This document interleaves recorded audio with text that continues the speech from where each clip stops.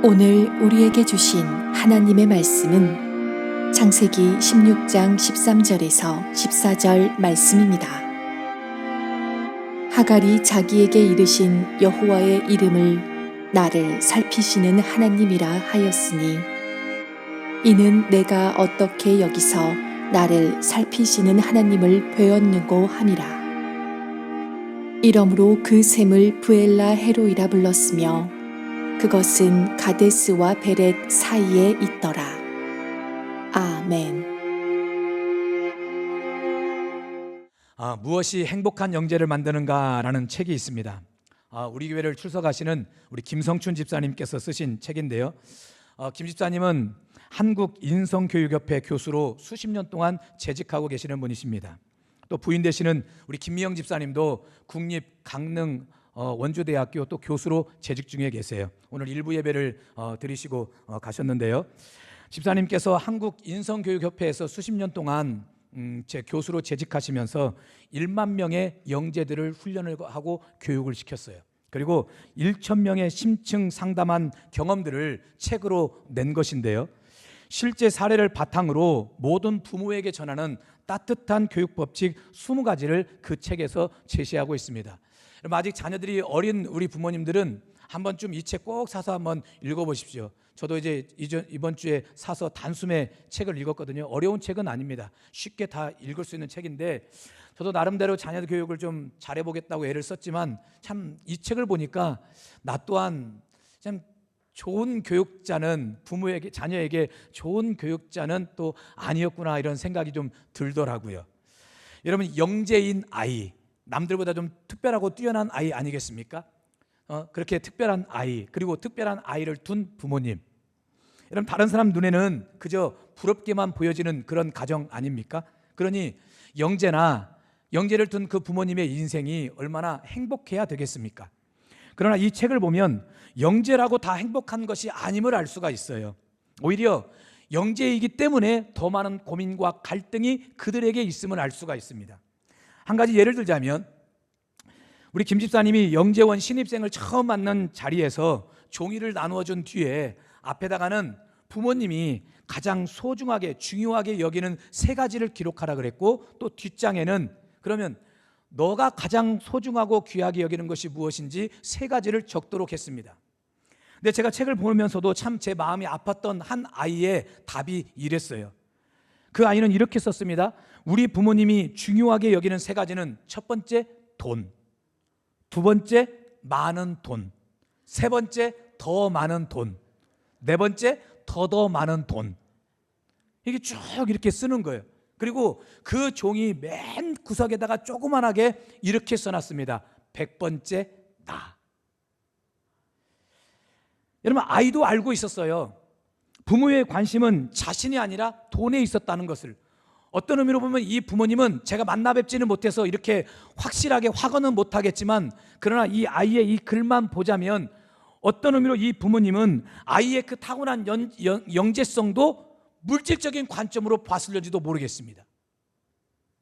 그렇게 자신이 부모에게 사랑받지 못하고 돈보다도 못한 존재라고 여겨진다면 아무리 영재성을 타고났다 해도 이 아이에게 과연 행복이 있을까요? 여러분 기쁨이 있겠습니까?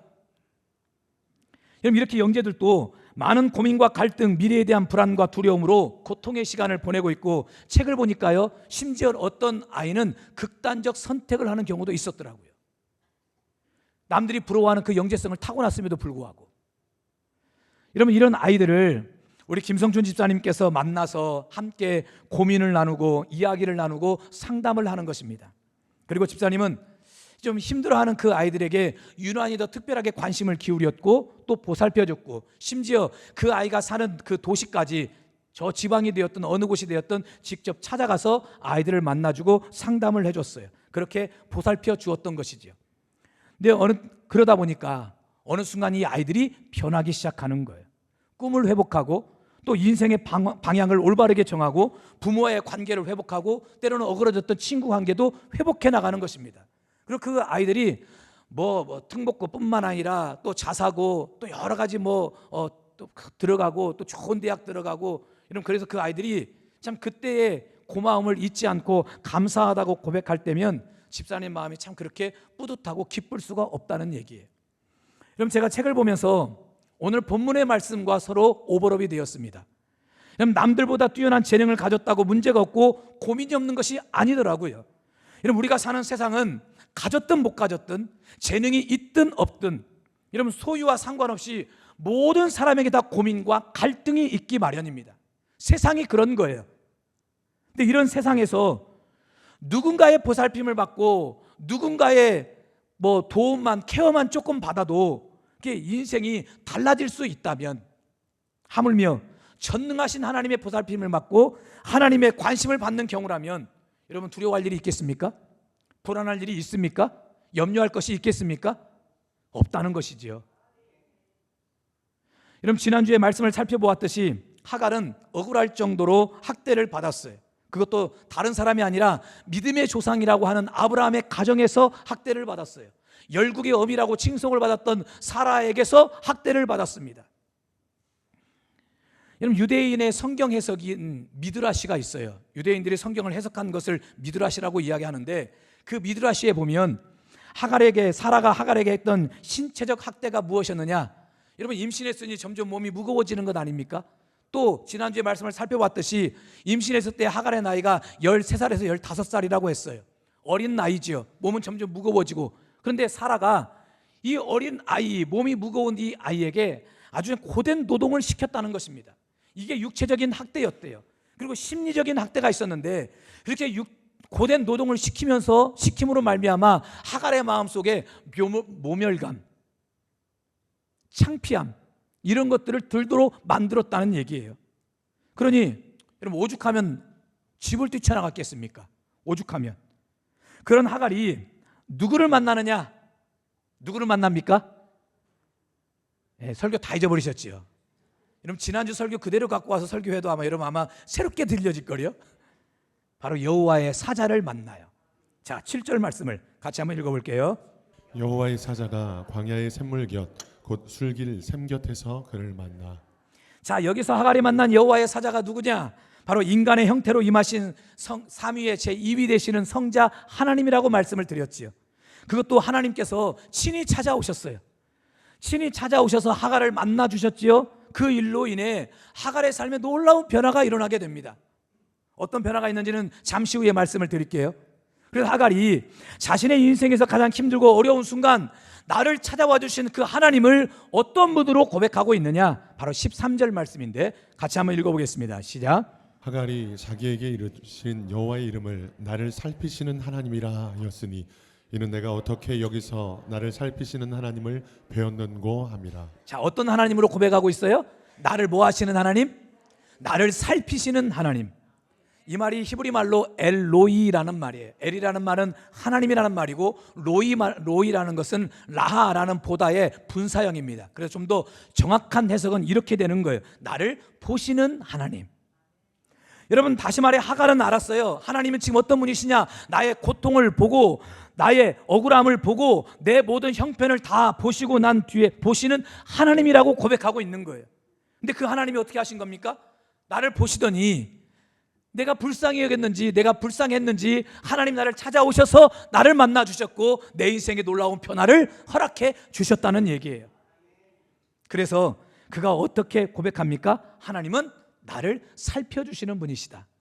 여러분, 오늘 이런 고백이 여러분의 고백이 되시길 주님의 이름으로 축원합니다.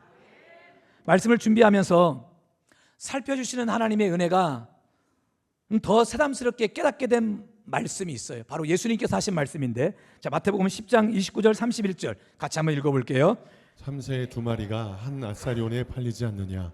그러나 너희 아버지께서 허락하지 아니하시면 그 하나도 땅에 떨어지지 아니하리라.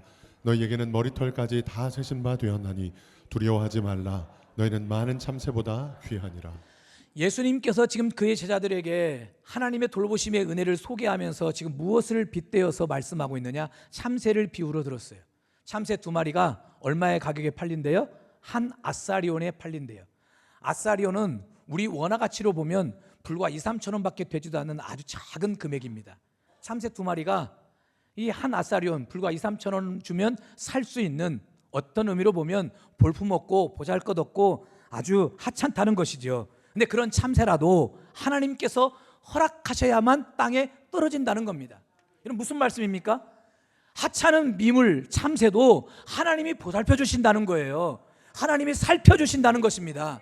그 참새의 삶도 하나님이 다 보고 계신다는 얘기예요. 그러면서 내린 결론이 무엇이냐? 말씀의 마지막에 보니까 너희는 많은 참새보다 귀하니라. 할렐루야. 여러분, 이 말씀이 의미하는 바가 무엇입니까?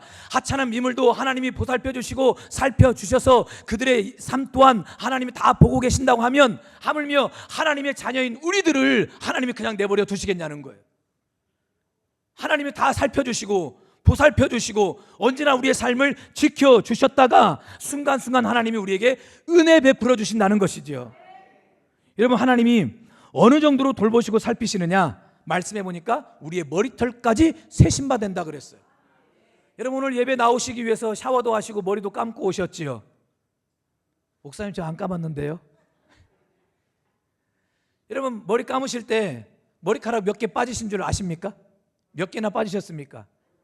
아, 몰라요. 권사님 왜 그걸 모르고 오셨어요? 알고 오셨어야 되는데. 여러분, 그래서 몇 개 빠졌더니 지금 여러분의 머리카락 지금 몇 개나 남으셨습니까?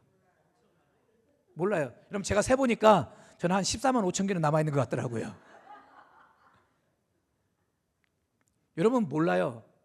머리카락이 빠지기만 합니까? 나기도 하는데 몇 가닥이나 나셨습니까? 우리는 몰라요. 머리카락이 몇 가닥에 빠지고 몇 가닥에 났는지, 그래서 우리의 머리카락이 얼마나 되는지 우리는 알지 못해요. 그런데 하나님은 어떻게 하신대요?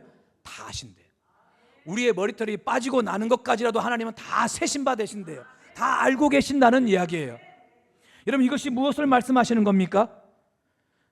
여러분, 하나님이 그토록 우리를 보살피신다는 말씀이에요. 여러분, 이렇게 살피시는 이유가 무엇 때문이냐? 따라합시다. 하나님이 나를 사랑하시니까. 나를 사랑하시니까 그런 거예요. 여러분, 우리가 하나님 보시기에 너무도 귀한 존재이기에 하나님은 우리의 머리털까지도 다 세심바되고 때로는 우리의 앉고 일어섬까지도 하나님이 아신다 그랬어요. 욥기에서 보면은요, 하나님은 우리의 걸음까지도 다 세심바된대요. 여러분, 오늘 예배 나오실 때 여러분 몇 걸음 걸어서 이곳에 오셨습니까? 한 100걸음 되십니까? 한 10,000걸음 되십니까? 여러분, 세고 오셨습니까? 우리는 그러지 않고 왔거든요. 오다 보니까 교회네요. 근데 하나님은 오늘 여러분이 교회까지 나오실 때 몇 걸음으로 교회를 오셨는지 하나님은 다 세심바 된다 그랬어요. 이유가 무엇입니까? 그토록 우리가 사랑스러운 거예요. 하나님 보시기에 우리의 존재 가치가 너무 귀한 거예요. 너무 소중해서, 얘야, 나는 너의 머리카락이 몇 개 빠지고 나는 것까지, 너의 머리카락이 몇 개인지까지 난 다 알고 있단다. 나는 너의 걸음걸이 몇 걸음 걸음걸인지도 난 다 알고 있단다. 그만큼 나는 너에게 관심을 기울이고 있다. 나는 너를 그렇게 집중하고 있다. 나는 너를 그렇게 사랑하고 있다. 오늘 이런 선하신 하나님의 은혜와 축복이 여러분의 삶에 가득 넘치기를 주님의 이름으로 축원합니다. 아멘. 주 선한 능력을 많으시네. 그 크신 팔로 얇은 끈이네. 절망 속에도 흔들리지 않고 사랑하는 주 얼굴 이전의 괴로움 날 내워싸고, 이전의 괴로움 날 내워 고난의 길을 걷는다 해도, 고난의 길을 걷는다 해도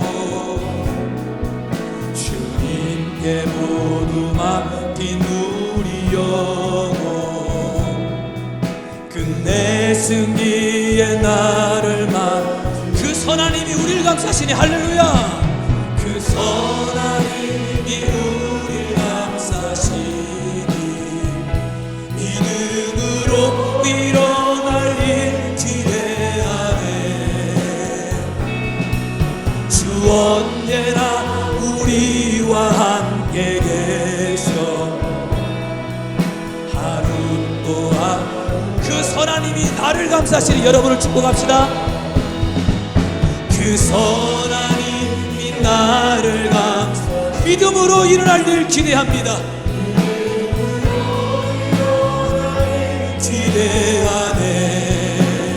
기대하네. 주 언제나 나와 함께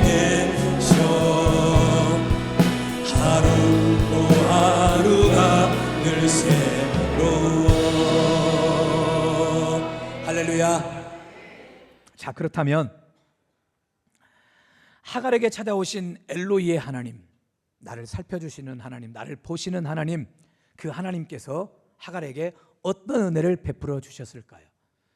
다른 말로 하면 오늘 우리들이 하나님 앞에 어떤 은혜를 받아야 될까요?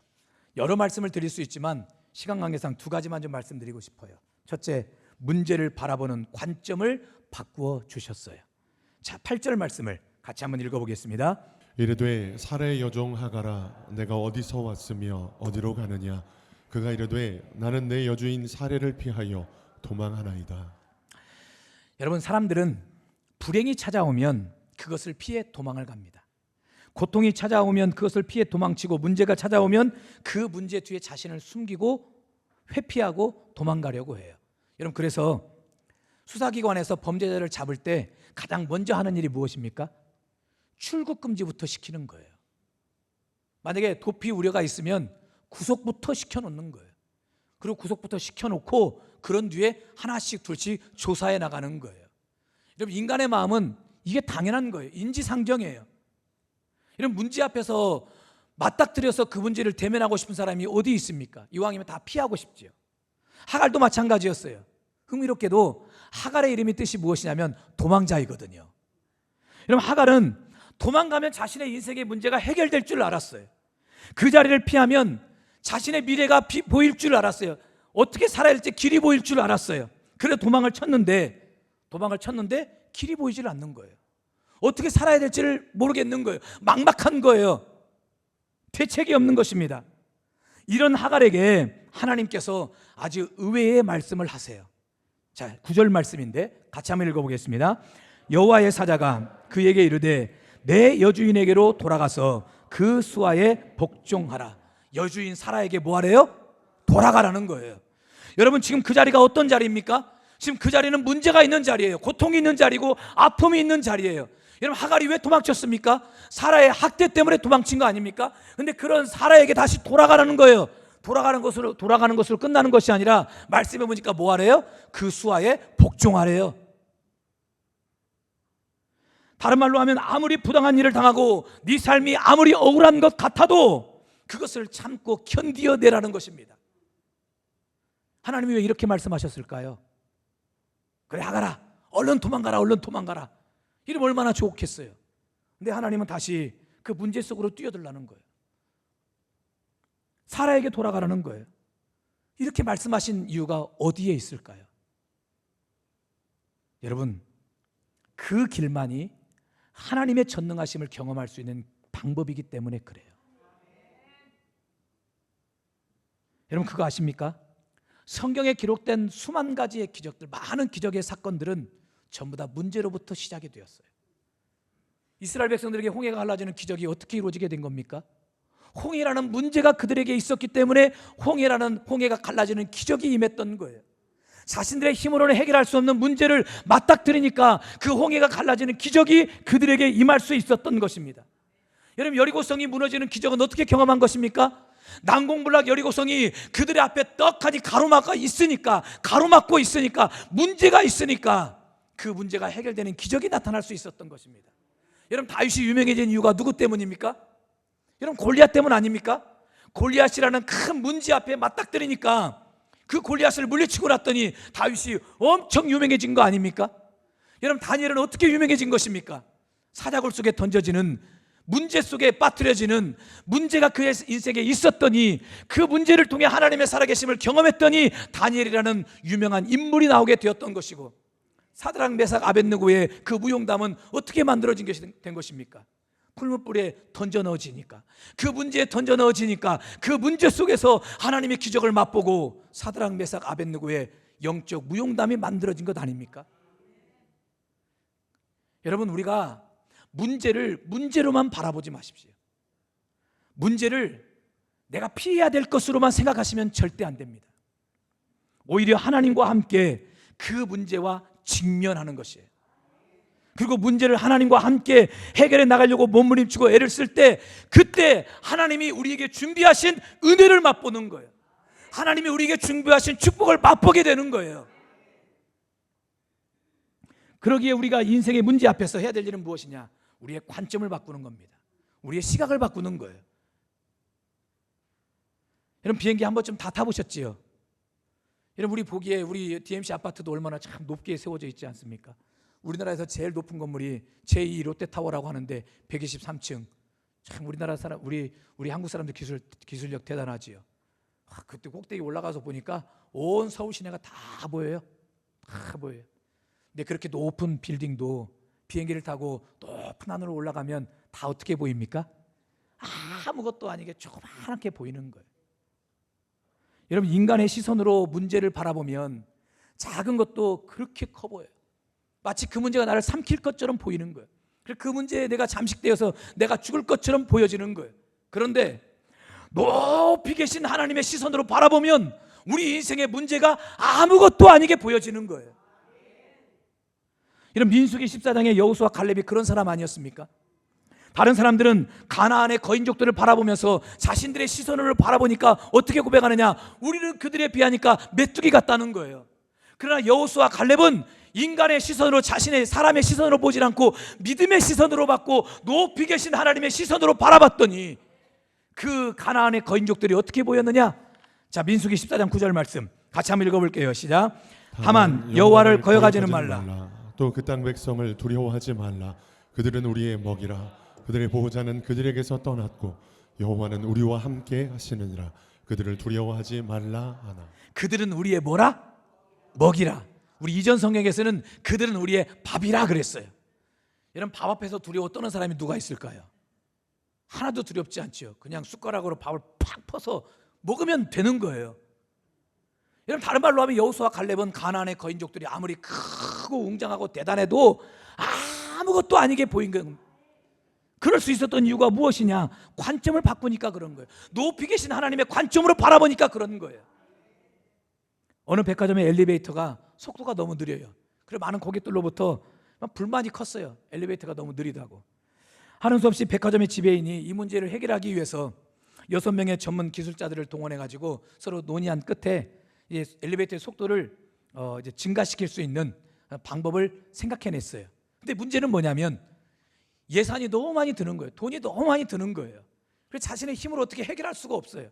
그리고 이러지도 못하고 저러지도 못하고 있는 그 소식을 이 백화점에서 청소하시던 아주머니가 듣고 자기에게 단돈 5만 원만 달라는 거예요. 5만 원만 주면 내가 이 문제를 깨끗하게 해결해 주겠다고.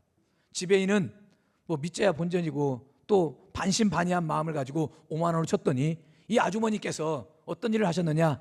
엘리베이터 안에 큰 거울을 하나 사다가 걸어놨어요. 여러분 전에는 엘리베이터에 아무것도 없어서 엘리베이터가 오르내릴 때마다 그 안에 있었던 사람들이 너무 무료하게 서 있다 보니까 지루하게 느껴질 것 아니겠습니까? 그러니 엘리베이터가 느리다 어쩌다 저쩌다 하고 불평이 많았어요. 근데 거울이 있고 난 뒤로부터는 사람들이 이 거울을 보면서 자기의 머리를 보기도 하고 또 어떤 신사들은 넥타이를 다시 이렇게 매기도 하고 또 어떤 사람들은 머리도 다시 만지기도 하고 심지어 어떤 여인은 립스틱도 다시 바르고 꼭 그런 분들이 있더라고요. 보니까 바르고 옷매무새도 다시 단정하게 하고 어떤 사람은 거울을 보면서 한번 씩 하고 웃으면서 자신의 얼굴을 바라보기도 하고 이렇게 하다가 보니까 시간 가는 줄 몰랐어요. 그래서 엘리베이터가 띵 하고 울려서 내려야 되니까 뭐라고 말하냐? 벌써 다 왔네? 이렇게 하고 내리거든요. 여러분 엘리베이터는 여전히 느린데도 그 순간 내가 무엇을 생각하느냐에 따라서 삶이 완전히 달라지게 되는 거예요. 여러분 문제라는 것이 그와 같습니다. 문제라는 것은 여전히 느린 엘리베이터와 같은 거예요. 그러나 그 문제가 나를 집어삼킬 것 같이 생각되어지고 또 그렇게만 생각한다면 우리는 평생 문제 앞에서 벌벌 떨 수밖에 없어요. 그러나 하나님은 우리에게 당하는 그 문제를 어떻게 보시느냐? 하나님의 능력을 경험하고 하나님의 은혜를 경험하고 하나님의 축복을 경험할 수 있는 기적의 통로로 보시는 거예요.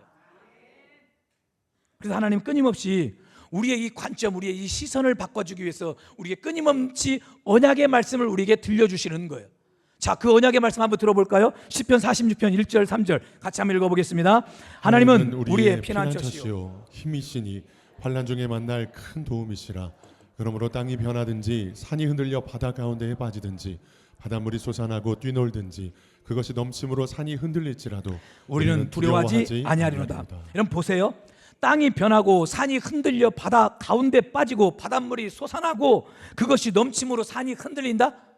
이런 일이 닥친다면 정말 큰 문제 아닙니까? 마치 그 쓰나미가 몰려온 것 같은 여러분 그런 상황 아닙니까? 그럼에도 우리가 뭐 하지 않는데요? 두려워하지 않는데요. 여러분 왜 두려워하지 않느냐? 우리의 피난처요 힘이요 환난 중에 만날 큰 도움이 되시는 하나님 때문이라는 거예요. 여러분 그러므로 하나님이 이 말씀을 우리에게 주시는 이유는 무엇 때문이냐?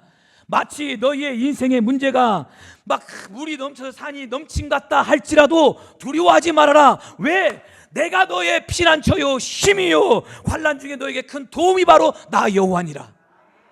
그러니 너는 나만 바라봐라. 오늘 이런 하나님의 은혜와 축복이 여러분에게 가득 넘치길 주의 이름으로 축원합니다. 여러분의 시각을 바꾸십시오. 여러분의 관점을 바꾸십시오. 두 번째, 하나님은 하갈에게 영원히 목마르지 않는 생수의 은혜를 허락해 주셨어요. 자, 7절 말씀을 같이 한번 읽어볼게요. 여호와의 사자가 광야의 샘물 곁 곧 술길 샘 곁에서 그를 만나. 하갈이 하나님을 만난 장소가 어디라고 소개되고 있죠? 샘물 곁 곧 술길 샘 곁이라고 그랬어요. 자, 저 지도를 보시면 부엘라헤 로이라는 게 빨간색으로 이게 쳐져 있는 저 부분이 있어요. 저곳이 바로 하갈이 하나님을 만난 장소로 추정되는 곳입니다. 이런 팔레스타인 남쪽 끝에 있는 부엘세바에서 애굽으로 내려가는 그 지름길로서 저 길이 그 당시에 많은 상인들이 이동하는 그런 곳이었어요. 이곳에는 오아시스가 있어요. 그리고 성벽이 있는 도시가 형성된 곳이기도 합니다. 하갈이 이곳에 있었다는 것은 지금 어디로 가려고 생각 중에 있었다는 얘기냐? 그의 고향인 이집트, 애굽으로 가려고 생각하고 있었다는 거예요. 근데 이 하갈이 그곳에 오아시스가 있다고 했죠?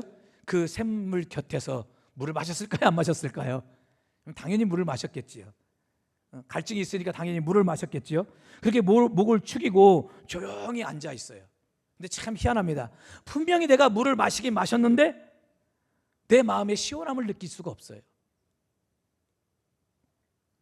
하갈의 영혼은 여전히 목이 마른 거예요. 왜 그럴까요? 자신의 인생에 지금 답이 보이질 않기 때문에 그래요. 내가 어떻게 살아야 될 것인지 인생에 답이 보이질 않으니까 물을 마시긴 마셨는데 그 마음에 해결함을 얻지를 못해요. 오히려 더 갈증만 느껴지는 거예요. 이런 임신해서 고향으로 돌아간들 반겨 맞이해 줄 사람이 있을까요? 하갈이 여종이라는 얘기는 그의 부모님 또한 종일 가능성이 높다는 것이고 부모님이 계시지 않을 가능성도 있다는 얘기지요. 여러분, 이런 어린 아이의 앞날이 캄캄하지 않습니까? 그러니 물을 마셔도 갈증이 해결되지 않고 또 목이 마르고 또 목이 마른 거예요. 이런 하갈에게 여호와의 사자, 다시 말하면 삼위일체 가운데 제2위가 되시는 성자 예수님께서 인간의 형태로 하갈에게 임하셨고, 그렇게 하갈은 성자 하나님을 만남으로 영원히 목마르지 않는 생수의 은혜를 맛보게 되었어요. 그래서 그 하나님을 만난 장소를 하갈이 어떻게 불렀느냐? 자, 14절 말씀을 같이 한번 읽어볼게요. 이러므로 그 샘을 부엘라헤 로이라 불렀으며 그것은 가데스와 베렛 사이에 있더라. 부엘라헤 로이. 여러분, 이 단어는 세 단어가 서로 합성이 된 단어예요. 우물이라는 뜻의 부엘, 살아있는 이라는 뜻의 라헤, 그리고 나를 살피신다라는 뜻의 로이. 이 세 단어가 서로 합쳐진 단어인데, 그래서 다시 해석해 보자면 이렇게 해석할 수가 있습니다. 나를 살피시는 살아계신 하나님의 우물. 여러분, 부엘라의 로이, 나를 살피시는 하나님, 살아계신 하나님의 우물이라는 이 뜻이 오늘 우리들에게 무엇을 말하고 있는 것이냐? 지금 하갈이 지금도 살아서 일하고 계시는 하나님, 나를 살피시고 내 삶을 보시는 하나님, 그 하나님께서 준비하신 샘을 내가 지금 만났다는 거예요. 그 샘을 만남으로 나는 이제 더 이상 목마르지 않게 되었다는 것입니다. 영원히 목마르지 않는 생수의 은혜를 지금 내가 얻게 되었다는 고백이에요. 여러분, 샘물이라고 다 같은 샘물인 줄 아십니까? 그렇진 않지요. 여러분, 세상도 인간의 갈증을 해결해 줄 수 있다고 많은 샘물을 이야기를 해요. 어떤 사람들은 돈이 샘물과 같다고 이야기를 하고, 어떤 사람은 명예가, 권세가, 성공이, 출세가 내 인생의 갈증을 해결할 수 있는 샘물이라고 생각하지만, 여러분이 잘 아시지 않습니까? 돈을 많이 번들, 명예를 얻은들, 권세를 얻은들 만족합니까? 더 많은 돈을 벌려고 하고, 더 높은 자리에 올라가려고 하고, 더 높은 명예를 얻으려고 하고, 심지어 그렇게 해서 불합리한 불법적인 일까지도 아주 서슴없이 자행하면서 그렇게 더 많은 것들을 얻으려고 하는 거예요. 그 이유가 왜 그렇습니까? 갈증이 해결되지 않으니까 그런 거예요. 여전히 목마르기 때문에 그런 거예요. 이것이 바로 세상 샘물이 우리에게 주는 한계라는 것입니다. 그러나 우리가 잘 아는 것처럼 예수 그리스도가 우리에게 임하시면 만족함이 있어요. 우리가 잘 아는 요한복음 4장의 수가성 우물가 여인도 보십시오. 그녀에게 남편이 5이나 있었어요. 그리고 이제 지금 남편이 6번째인데, 이런 자신의 삶이 떳떳하지 않다는 걸 자기도 너무 잘 알아서 사람들이 왕래하지 않는 한 낮에서야 우물에 와서 물을 깃는 거예요. 이 남편 저 남편 또 바꿔보고 그렇지만 갈증이 해결돼요? 목마름이 해결됩니까? 그렇지 않아요. 목마름이 해결되지 않았다는 그 증거가 바로 남편이 5이나 있었다는 이야기예요. 근데 이때 예수님께서 우물가의 여인에게 이렇게 말씀하세요. 자, 요한복음 4장 13절 14절 같이 읽어보겠습니다. 예수께서 대답하여 이르시되 이 물을 마시는 자마다 다시 목마르려니와 내가 주는 물을 마시는 자는 영원히 목마르지 아니하리니 내가 주는 물은 그 속에서 영생하도록 솟아나는 샘물이 되리라. 내가 주는 물을 마셔보거라. 그 물은 영원히 목마르지 않고 오히려 그 물을 마시는 순간 너의 속에서 영생하도록 솟아나는 샘물이 될 것이다. 그냥 물이 아니라 라이프 리빙 워터, 우리에게 생명을 주는 물이라는 거예요. 여러분, 뉴 킹 제임스 버전에서는 영생하도록 솟아나는 샘물을 이렇게 번역했어요.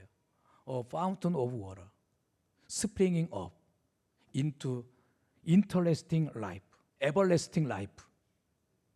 springing up 무슨 말이냐? 계속적으로 솟아나고 또 솟아나는, 그래서 우리에게 영원한 생명을 주는 물이라고 번역하고 있어요. 여러분, 이 샘물이 누구이십니까? 예수 그리스도인 줄 믿습니다. 수가성 우물가의 여인이 계속해서 솟아나는 그 영원한 생명을 주는 물 되시는 바로 그 예수님을 만나게 되었어요. 그랬더니 그 속에서 생수의 강이 철철 넘쳐 흘러서 저 사마리아 성으로 돌아가서 많은 사람에게 생수의 샘물의 근원 되시는 예수님을 만나보라고 전할 수 있었던 것이거든요. 언제는 자신의 삶이 부끄럽고 창피해서 한낮에 물을 길러 오던 이 사람이 이제는 당당하게 하나님 앞 사람들 앞에 서가지고 예수님을 증거하게 되었어요. 그 이유가 무엇 때문입니까? 우리에게 영원한 샘물을 주시는 생수의 근원 되시는 예수님을 만났기 때문인 것입니다. 바로 이런 하갈이 이 예수님을 만나게 되었어요. 생명의 샘물 되시는 예수님을 만나게 되었어요. 그러자 그녀의 속에 말할 수 없는 생수의 강이 철철 넘쳐 흐르게 되었고, 그래서 다시 사례의 집으로 돌아가서 그 모진 시간을 또다시 잘 버티고 견디고 이겨서 훗날 이스마엘이라는 아들을 낳고 이스마엘과 함께 엄청난 민족을 이루었어요. 우리는 이삭의 후예와 이스마엘의 후예가 지금도 서로 갈등하고 싸우고 있기 때문에 참 이 말씀이 우리에게는 큰 축복처럼 여기지지 않게 생각될 수도 있어요. 그러나 성경은, 하나님은 언젠가 아랍인들도 이 이스마엘의 후예들도 하나님 앞에 다시 돌아올 것이라고 예언을 해놓고 있어요. 오늘 원래 이제 그 말씀까지 전하려고 하다가 시간이 너무 오래될 것 같아서 말씀은 다 잘라냈거든요. 여러분, 우리 중에도 목마른 자가 있을 것입니다. 여러 문제로 힘들어하는 경우도 있을 거예요. 이때 우리에게 필요한 것이 무엇이냐? 세상이 주는 물이 아니라 부엘라헤 로이, 나를 살피시는 살아계신 하나님의 우물이 우리에게 필요해요. 그 우물이 바로 예수 그리스도이십니다. 그 예수님을 여러분의 인생의 진정한 왕으로, 주인으로 모셔드리십시오. 그러면 그 예수님께서 우리에게 스프링잉 업, 계속해서 끊임없이 솟아나는, 그리고 우리에게 영원한 생명을 주는 그 물을 우리에게 허락해 주실 거예요. 그런 우리의 삶에 생수의 봉닥의 강이 넘치게 될 것입니다. 오늘 이런 예수님을 만나시길 바랍니다. 그리고 예수님과 함께 여러분의 인생에 생명의 생물이 공급됨으로 생수의 강이 넘쳐나는 삶을 사시길 주님의 이름으로 축원합니다. 아멘.